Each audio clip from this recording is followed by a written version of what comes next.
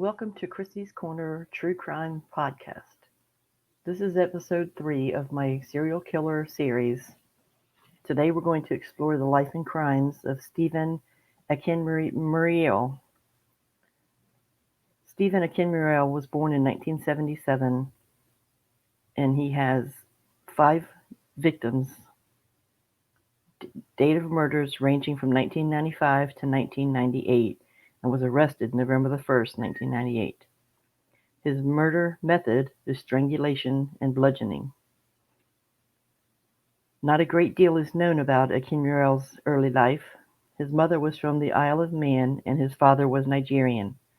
At the age of 6, he moved to the Isle of Man with his mother and he was raised by both his mother and his grandmother. He was considered a friendly boy at school, but often got into trouble. He suffered from some unspecified mental health issues as a child, but there was no mention of any major incidents or concerns. By the time he was 18, he was living on the mainland and working as a civil servant in the Department of Benefits. He supplemented his income by working as a barman at a local bar called Rumors. In October 1998, the bodies of an elderly couple were found murdered in their home in Blackpool. Joan Boardman, 77, and his wife Joan, 74, were found by their daughter after they had been bashed to death. At the scene, a homemade kosh, which is a thick, heavy stick or bar, had been located and investigators were able to lift a fingerprint from it. That fingerprint matched Akinmurele. Earlier, Jemmimah Cargill, 75, was suspected to have died in an apartment fire at the same resort the Boardmans resided in. Once detectives discovered Akinmurele had also shared the apartment with Jemmimah Cargill, however, they determined the case to be another murder rather than an accidental death. But it wasn't over. Akinmurele was also linked to the murder of Dorothy Harris in February of 1996, back on the Isle of Man. She too had died in a fire at her home. Although initially considered a terrible accident, it was now being deemed a homicide. The more investigators looked, the more the number of potential victims increased. Marjorie Ashton had been strangled to death in her home in 1995, and Akinmurele could also be linked to his death. Akinmurele was arrested and subsequently charged with the murders of Boardman, Jemmimah Cargill, and Dorothy Harris.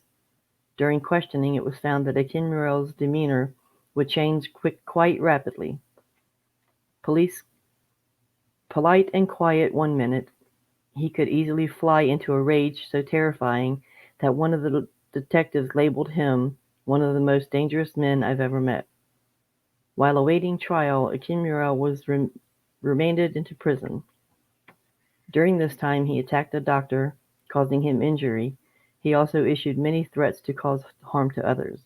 Akinmurele has even claimed he had committed another murder, but although his story seemed plausible, it was later determined the confession was not true. Akinmurele seemed to show hatred of elderly people, and this, combined with the mental state, led investigators to take another look into similar crimes that had happened both in the immediate area and back on the Isle of Man. They researched cases going back to 1994 and found many that could potentially be linked to Akinmurele.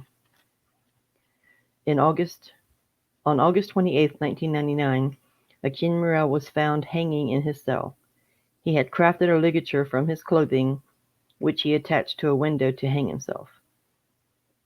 His trial was only weeks away, and he left a suicide note for his mother, which said, "I couldn't take any more of feeling like how I do now, always wanting to kill." As per protocol, an inquest was held.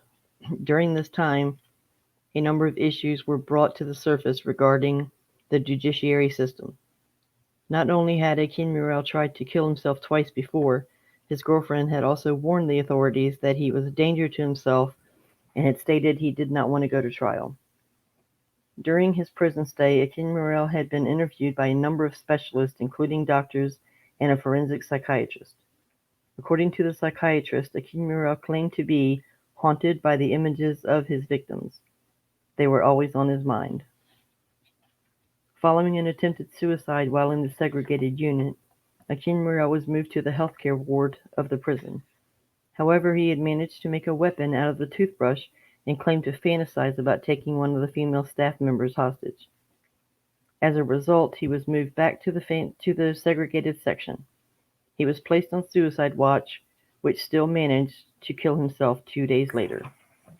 I hope you've enjoyed this episode of my true crime podcast serial killer series.